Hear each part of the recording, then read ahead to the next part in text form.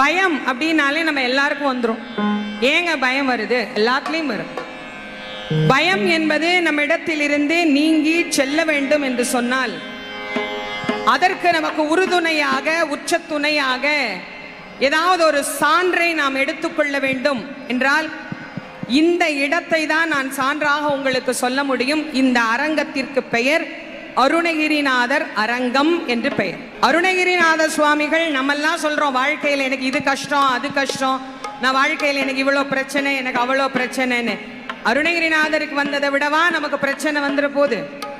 வாழவே வேண்டாம் வாழ்ந்தது போதும்னு திருவண்ணாமலையினுடைய கோபுர குடவரையின் மேலே ஏறி கீழே விழுந்து தன்னுடைய உயிரை மாய்த்து கொள்ள வேண்டும் அப்படின்னு விழற போது கூட அவருக்கு தெரியல. தெரியாம தான் முருகான்னு கீழே விழுந்தார்.